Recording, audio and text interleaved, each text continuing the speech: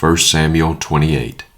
Now it happened in those days that the Philistines gathered their armed camps for war to fight against Israel. And Achish said to David, Know assuredly that you will go out with me in the camp, you and your men. And David said to Achish, Very well, you shall know what your servant can do. So Achish said to David, Very well, I will make you my bodyguard for life. Now Samuel was dead, and all Israel had lamented for him and buried him in Ramah, his own city. And Saul had removed from the land those who were mediums and spiritists. So the Philistines gathered together and came and camped in Shunem. And Saul gathered all Israel together, and they camped in Gilboa. Saul saw the camp of the Philistines and was afraid, and his heart trembled greatly. So Saul asked of Yahweh, but Yahweh did not answer him, either by dreams or by Urim or by prophets. So Saul said to his servants, Seek for me a woman who is a medium, that I may go to her and inquire of her. And his servant said to him, Behold, there is a woman who is a medium at Endor. Then Saul disguised himself and put on other clothes, and he went, he and 2 men with him. And they came to the woman by night, and he said, Divine for me, please, and bring up for me whom I shall say to you.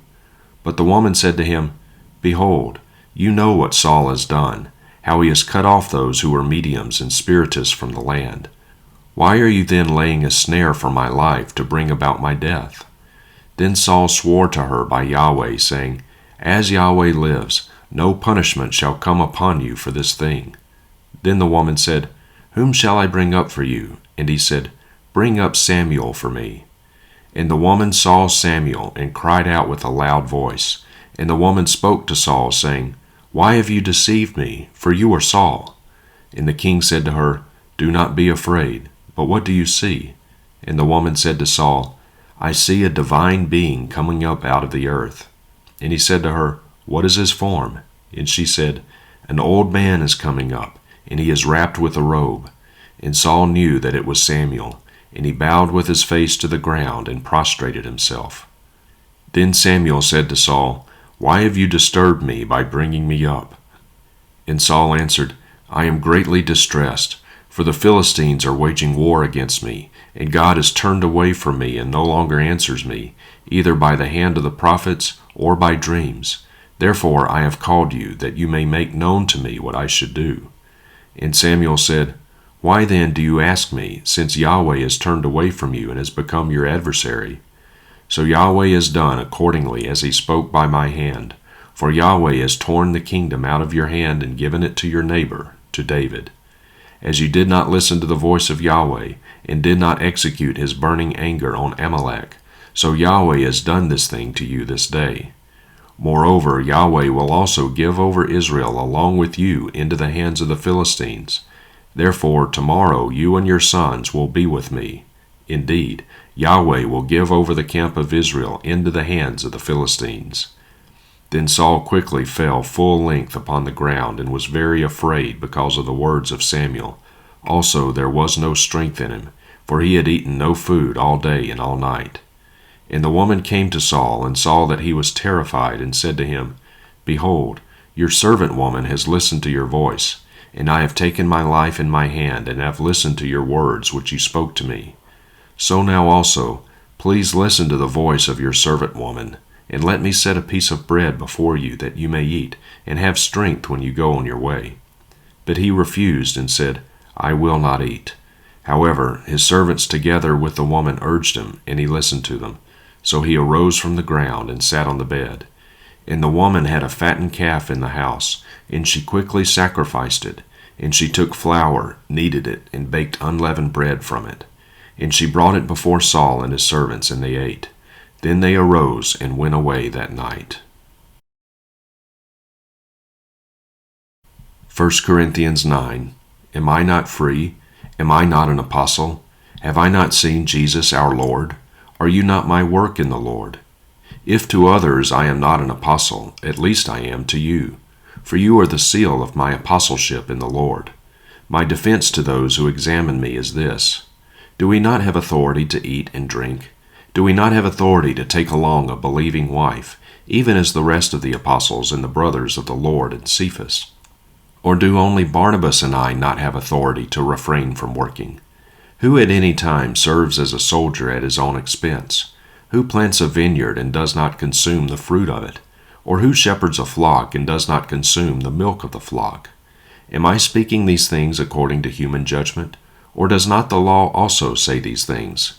For it is written in the law of Moses, "You shall not muzzle the ox while it is threshing." Is God merely concerned about oxen? Or is he speaking altogether for our sake? Yes, for our sake it was written, because the plowman ought to plow in hope, and the thresher to thresh in hope of sharing the crops. If we sowed spiritual things in you, is it too much if we reap material things from you? If others share this authority over you, do we not more? Nevertheless, we did not use this authority, but we endure all things so that we will cause no hindrance to the gospel of Christ. Do you not know that those who perform sacred services eat the food of the temple, and those who attend regularly to the altar have their share from the altar? So also the Lord directed those who proclaim the gospel to get their living from the gospel. But I have used none of these things, and I am not writing these things so that it will be done so in my case. For it would be better for me to die than have anyone make my boast an empty one. For if I proclaim the gospel, I have nothing to boast, for I am under compulsion. For woe is me if I do not proclaim the gospel.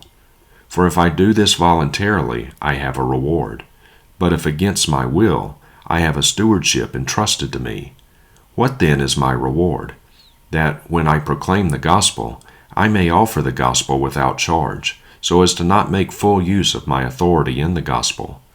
For though I am free from all, I have made myself a slave to all, so that I may win more. And to the Jews I became as a Jew, so that I might win Jews. To those who are under the law, as under the law, though not being myself under the law, so that I might win those who are under the law. To those who are without the law, as without law, though not being without the law of God, but under the law of Christ, so that I might win those who are without law. To the weak I became weak, that I might win the weak. I have become all things to all men, so that I may by all means save some. So I do all things for the sake of the gospel, so that I may become a fellow partaker of it. Do you not know that those who run in a race all run, but only one receives the prize? Run in such a way that you may win. Now everyone who competes in the games exercises self-control in all things. They then do it to receive a corruptible crown, but we an incorruptible. Therefore I run in such a way as not without aim. I box in such a way as not beating the air. But I discipline my body and make it my slave, so that, after I have preached to others, I myself will not be disqualified. Ezekiel 7. Moreover, the word of Yahweh came to me, saying, Now as for you, son of man, thus says Lord Yahweh to the land of Israel, an end. The end is coming on the four corners of the earth. Now the end is upon you, and I will send my anger against you. I will judge you according to your ways, and put all your abominations upon you. For my eye will have no pity on you, nor will I spare you. But I will put your ways upon you, and your abominations will be among you. Then you will know that I am Yahweh. Thus says Lord Yahweh, a calamitous evil, a unique calamitous evil. Behold, it is coming. An end has come. The end has come. It is awakened against you. Behold, it is coming. Your doom has come to you, O inhabitant of the land. The time is come. The day is near. Confusion rather than joyful shouting on the mountains. Now it is near when I will pour out my wrath on you, and spend my anger against you, and judge you according to your ways, and put on you all your abominations. My eye will show no pity, nor will I spare. I will give to you according to your ways, while your abominations are among you. Then you will know that I, Yahweh, do the striking.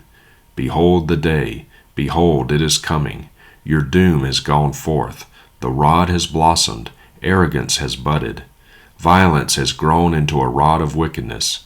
None of them shall remain, none of their multitude, none of their moaning, nor anything imminent among them.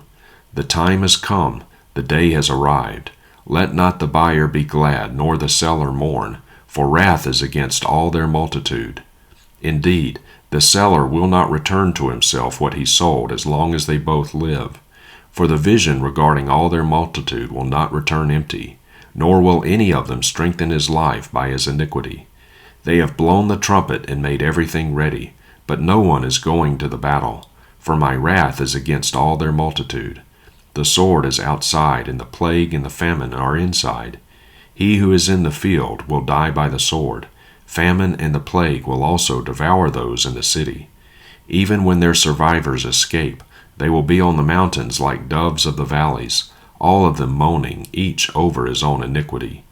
All hands will hang limp, and all knees will become like water. They will gird themselves with sackcloth, and horror will cover them, and shame will be on all faces, and baldness on all their heads. They will throw their silver into the streets, and their gold will become an impure thing. Their silver and their gold will not be able to deliver them in the day of the fury of Yahweh. They cannot satisfy their soul, nor can they fill their stomachs, for their iniquity has become an occasion of stumbling. They transformed the beauty of his ornaments into pride, and they made the images of their abominations and their detestable things with it. Therefore I will make it an impure thing to them. I will give it into the hands of the foreigners as plunder, and to the wicked of the earth as spoil, and they will profane it. I will also turn my face from them, and they will profane my secret place. Then robbers will enter and profane it. Make the chain, for the land is full of judgments that promote bloodshed, and the city is full of violence. Therefore I will bring the most evil of the nations, and they will possess their houses. I will also make the pride of the strong ones cease, and their holy places will be profaned. Anguish has come, and they will seek peace, but there will be none. Disaster will come upon disaster, and report will be added to report. Then they will seek a vision from the prophet, but the law will be lost from the priest, and counsel from the elders. The king will mourn, the prince will be clothed with desolation, and the hands of the people of the land will be dismayed. According to their way I will deal with them, and by their judgments I will judge them, and they will know that I am Yahweh. Psalm 45. For the choir director, according to Shoshanim, of the sons of Korah, a maskil, a song of love. My heart overflows with a good theme. I address my verses to the king. My tongue is the pen of a skillful scribe. You are fairer than the sons of men. Grace is poured upon your lips. Therefore God has blessed you forever. Gird your sword on your thigh, O mighty one, in your splendor and your majesty. And in your majesty ride on victoriously, for the cause of truth and meekness and righteousness. Let your right hand teach you awesome things. Your arrows are sharp. The peoples fall under you. Your arrows are in the heart of the king's enemies. Your throne, O God, is forever and ever. A scepter of uprightness is the scepter of your kingdom. You have loved righteousness and hated wickedness. Therefore God, your God, has anointed you with the oil of joy above your companions. All your garments are fragrant with myrrh and aloes and cassia. Out of ivory palaces stringed instruments have made you glad. King's daughters are among your noble ladies. At your right hand stands the queen in gold from Ophir. Listen, O daughter, give attention and incline your ear. Forget your people and your father's house. Then the king will desire your beauty. Because he is your Lord, bow down to him. The daughter of Tyre will come with a present. The rich among the people will seek your favor. The king's daughter is all glorious within her chamber. Her clothing is interwoven with gold. She will be led to the king in embroidered work. The virgins, her companions who follow her, will be brought to you. They will be led forth with gladness and rejoicing. They will enter into the king's palace. In place of your fathers will be your sons. You shall set them up as princes in all the earth. I will cause your name to be remembered from generation to every generation. Therefore the peoples will give you thanks forever and ever.